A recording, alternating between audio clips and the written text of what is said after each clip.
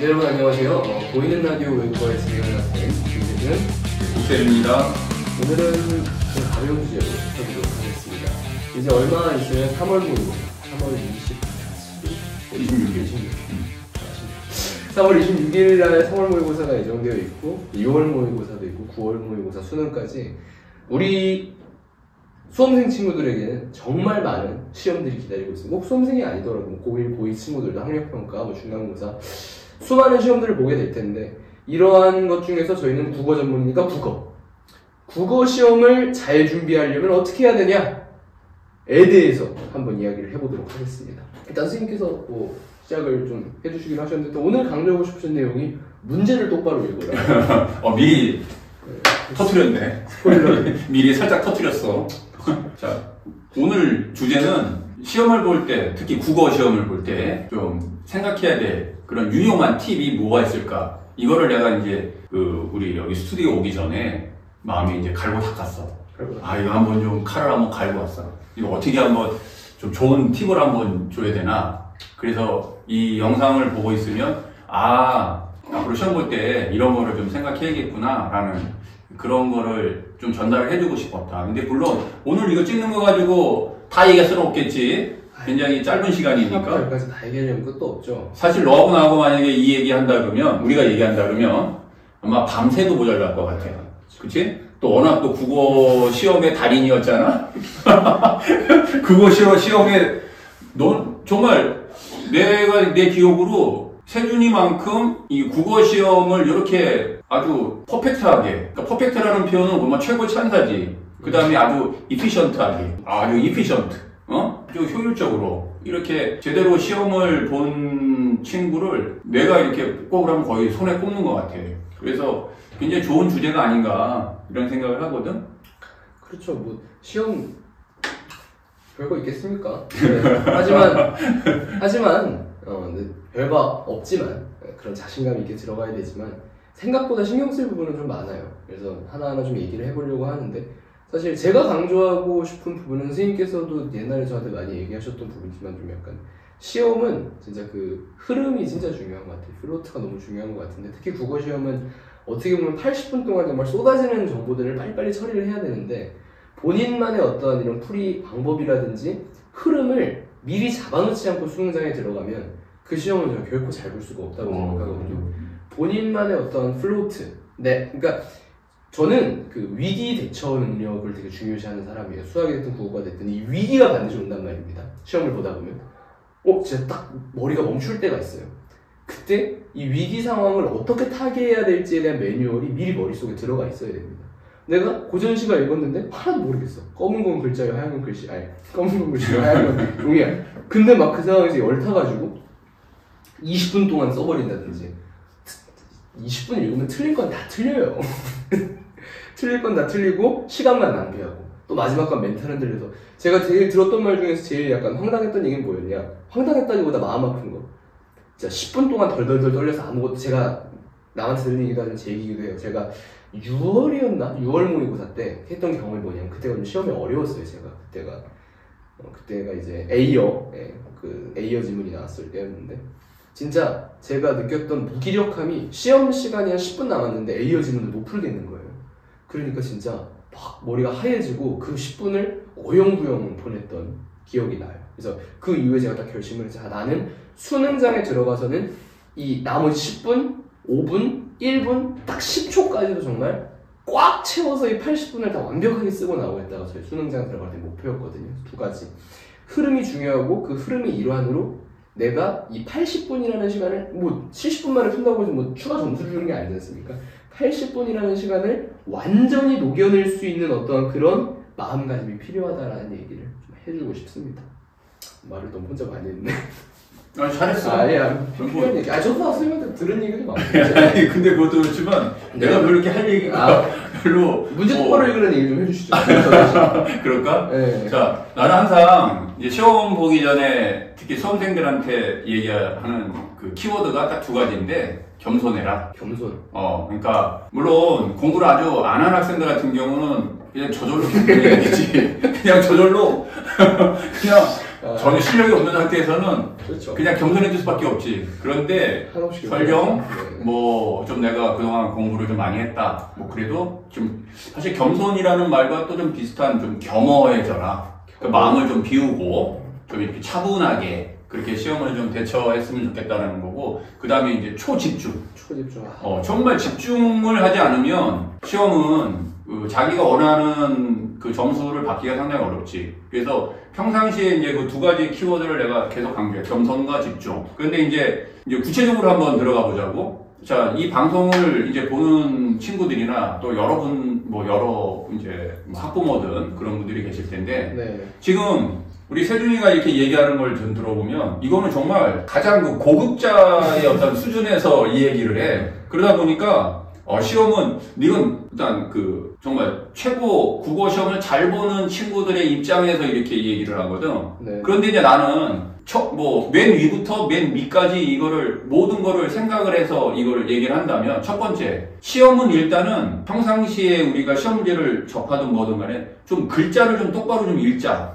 좀 시험 문제를 좀 제대로나 좀 읽어보자. 공부를 잘하는 애들이든 공부를 못하는 애들이든 간에 시험 보고 나서 항상 하는 얘기가 뭐 실수했어요. 근데 제일 많이 등장하는 실수가 뭐냐? 시험은 항상 어떻게 나오냐면 적절한 것을 고르세요. 적절한 거. 적절하지 않은 거. 그러니까. 근데 그거를 적절하지 않은 거를 적절한 거로 보든지, 아니면 적절한 거를 적절하지 않은 걸 보든지, 그거를 자꾸 이렇게 반대로 읽고서는 답을 고르는 경우들이 없을 것 같지?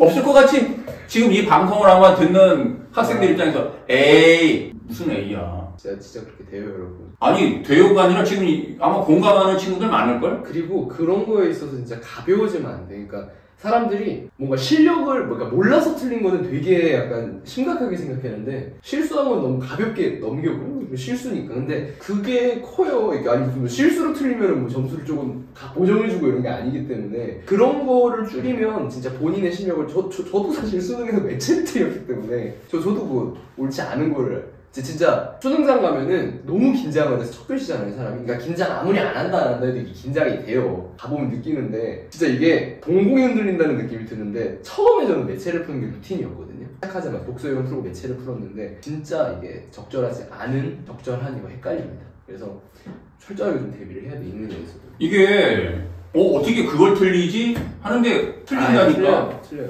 그리고 평상시에 그거를 내가 이렇게 자꾸 각인시켜 놓고 머릿속에다가, 그리고 자꾸 내가 틀릴 수 있다라고 생각을 하면 겸허해지는데, 내가 설마 이걸 틀릴까? 이런 것까지. 설마라고 하면 안 되지. 그리고 지금 이제 우리 학생들을 내가 이제 가르치다 보면 항상 얘기하는 게, 실수했어요. 아니야, 무슨 실수야. 실력이야, 그게. 그게 그 실수를 하지 않는 게 실력인 거야. 뭐 전쟁터에서 실수하면 죽는 거 아니야? 그럼. 그러니까 이 우리 시험에서는 실수라는 말을 하면 안 돼. 그러니까. 그냥 겸허히 받아들이는 거야. 만약에 내가 한 문제 원래는 알았는데 틀렸다. 나중에 보니까 아는 문제였다. 틀렸으면 그래도 그건 네 실력이야. 실력인 거지. 그걸 자꾸 그렇게 받아들여야 발전이 생기지. 그러니까 호머식 채점을 하면 안 돼요. 혹시 호머식 채점인지 아십니까? 처음 들어봐. 무슨 일이에요? 호머식 채점이라고 해서 뭐냐면, 쉽게 말해서 그런 거. 이거는 실수해서 틀렸으니까 실제 내 시험장 가면 안 틀리겠지? 3점 올리고. 큰일 날 소리네. 그렇죠. 그래서 이거 시간 없어서 못 풀었는데 오늘 컨디션 안 좋았으니까 한 5점 올리고. 그럼 비록 나는 이번 모의고사에서 65점이지만 수능 때는 80점 정도 받지 않을까? 왜 호머식 채점이냐면, 모 사이트의 닉네임 호머라는 닉네임을 쓰는 유저가 이렇게 올렸어요. 호머식 채점이다. 그러면 안 되겠죠. 그거는 그냥 공부를 안 하는 게 낫다고 봐. 그런 식의 생각. 저희 선생님도 극단적이셔가지고. 아니, 진짜로. 같이 이제 쉐어에서 가르치는 학생이 한 명 있는데 자꾸 때려치려고 공부를. 아니, 왜냐면, 네네. 사람이 발전을 하기 위해서는 철저하게 나의 어떤 단점, 그리고 내가 잘못한 그거를 자꾸 들춰내야 돼. 그러니까 병이라고 하는 것도 이거를 자꾸 감추면 병이 더 생긴다는 거지. 그럼요. 당연히. 그러니까 이거를 자꾸 들춰내서 그거를 속속들이 분석을 해보면, 그러면은 국어 1등급 가는 거지. 1등 가는 거지. 이게 진짜 이게 자기의 민낯을 까봐야 돼요. 그럼. 애들 중에서 진짜 매우 황당한 애들이 지가 많이 틀리는 걸 창피하다고 생각해서 이거를 진짜 내가 어느 정도 실력인지 한 채점해 보다가 한 28번, 28번간 채점했어. 근데 많이 틀리는 거 안 해버려. 오답도 안 해요. 그러니까 안 돼. 그러니까 모의고사 끝나고 우는 게 아니에요. 제 여자애들 울거든요. 제가 듣기로. 근데 많이 보셨을 거 아니에요, 그랬는데. 그 울어서 뭐하게? 그러니까 울어서 뭐 떡이 나옵니까? 뭐가 나옵니까? 아무것도 안, 하늘에서 아무것도 안 떨어져. 울면 제가 맨날 저도 과외하는데 한명 우는 애 있는데 제가 맨날 얘기해요. 울면 눈만 붓는다. 그렇지. 울어서 없는 건 없다. 아주 냉철하게 한번 판단해야지. 저는 또 극티인가? MBTI 혹시 아십니까? 나중에 제가 개인적으로 설명을 예, 또 선생님도 이제 오래 하실 거면 용어들을 좀 익숙해지셔야 돼요. 엔젠트의 취향을 또 이게. 그런 거 가르쳐줘서 고마워. 네. 호모식 젠죠. 그래, 호모식 젠죠. 알겠습니다. 하여튼 그거는 네. 별로 이렇게 바람직하진 않은 것 같아. 그리고 이제 두 번째는, 그러니까 그런 걸 철저히 받아들이자면 두 번째는 뭘 얘기하고 싶냐면, 좀 시험이라고 하는 거를 이제 아까 잠깐 우리가 좀 이제 방송 찍기 전에 좀 얘기를 했었어. 네. 좀 이렇게 쪼개서 풀어볼 필요가 있어, 평상시에. 네. 그러니까 사실 분석이라는 걸 내가 처음에 아마 첫 방송인가 두 번째 방송에서 얘기했던 것 같은데, 그게 결국 분석이라고 하는 게 결국 어널리시스라는 게 이게 쪼갠다라는 의미잖아. 그러니까 시험도 만약에 이제 여기 가, 나, 다 세 개의 지문을 갖다 놓고 뭐 한 5문제 갖다 냈어. 뭐 그랬을 경우에 이게 전체로 물어보는 문제도 있지만 요 부분을 물어보는 문제들도 있어. 그러면 사실 부분을 물어보는 거는 훨씬 더 빨리 풀 수가 있거든. 그러니까. 그런데 이 전체를 물어보는 문제는 정말 시간이 많이 걸려. 네, 그런데 대부분이 만약에 뭐 18번부터 예를 들면 22번까지다. 이제 수능에서 특히 이제 국어에서 왜냐면 17번까지가 독서이기 때문에 보통 이제 복합 지문이 18번에서 바로 나오는 경우들이 많지. 이제 그렇지 않은 경우도 물론 있지만 그럴 때 가장 어려운 게 18번 문제야. 왜냐면 그렇지. 가, 나, 맞아요. 다를 세 개를 엮어서 이거를 비교하는 문제를 내거든. 그러면 이거를 빨리 여기서 캐치할 수 있다? 그건 쉽지가 않아. 왜냐면은 뭐 가는 나와 달리 뭐가 있다. 항상 시험 문제를 어떻게 그런 식으로 내잖아. 그 다음에 가와 나는 모두 뭐 이런 식으로. 그러면은 벌써 가는 나와 달리. 가는 다와 달리. 그러면은 여기에는 있고 여기는 X고 여기는 O고. 그러니까 하나하나 이거를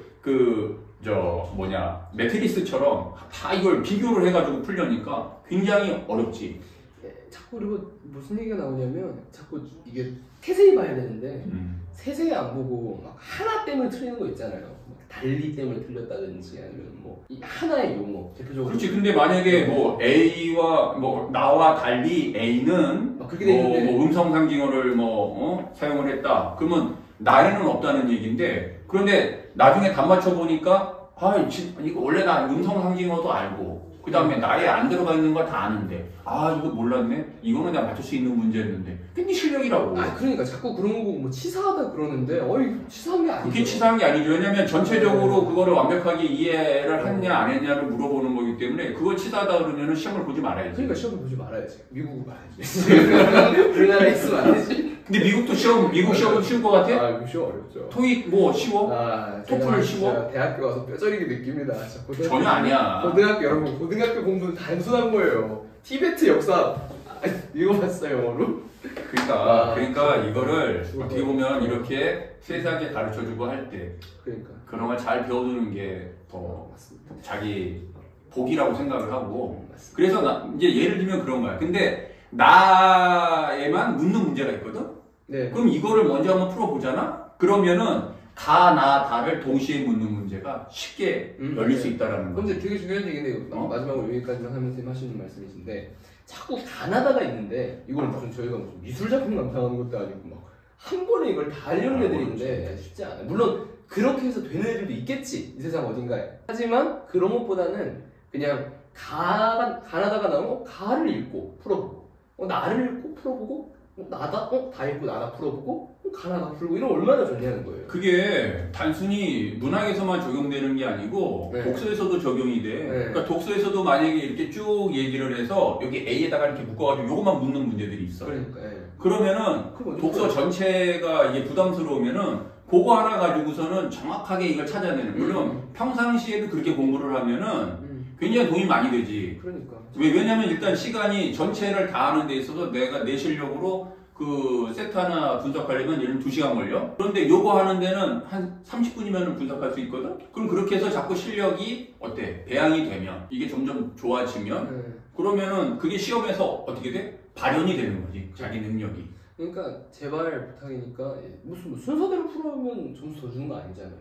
내가 할 수 있는 걸 먼저 하면 되는 거예요. 이런 메시지 두 가지로 정리를 해보면 일단은 뭐 용어로 얘기하겠습니다. 겸손하고 겸허하고 집중해라. 세 가지 얘기. 좀 전략적으로 움직이자 라는 거. 모두가 전략적으로 움직이는데 나만 무슨 뭐 선비 마인드를 무직하게 나갈 필요는 없지 않습니까? 네, 그다음 공부 좀 제발 열심히 합시다. 저도 지금 근데 공부 안 하는 학생이 여기 못 보는 거야? 아니 그게 그건 아니야? 자꾸 좀 답답한 얘기를 하는 친구들이 있어서 제가 좀 최근에 불만이 많은데 공부 열심히 합시다. 세상에 공부 열심히 하는 사람 진짜 많아요. 이번에 제가 해보니까 저희 고등학교에서만 서울대 3명, 그러니까 현역 친구들 중에서 그다음에 의대, 약대, 그다음에 스카이 포함해서 한 10명 갔거든요. 근데 걔네들은 진짜 다 열심히 했어요. 핑계대지 않고 열심히 했거든요. 그러니까 여러분들도 제발 핑계대지 않고 좀 열심히 할 수 있는 그런 학생이 되었으면, 뭐 또 그런 학생들을 보호해 주실 수 있는 학부모님이 되셨으면 좋겠습니다. 이상 오늘은 여기서 좀 일찍 마치도록 하겠습니다. 지금 또 가야 되고. 네. 또 다음에 좋은 좋은 영상으로. 네, 이렇게 좀 해서. 오랜만에 좀 활기를 띠니까 좋네요. 그렇게 해서 힘든데. 이런 거를 이제 좋은 정보 많이 하자고. 네. 네, 이상 마치도록 하겠습니다. 시청해주셔서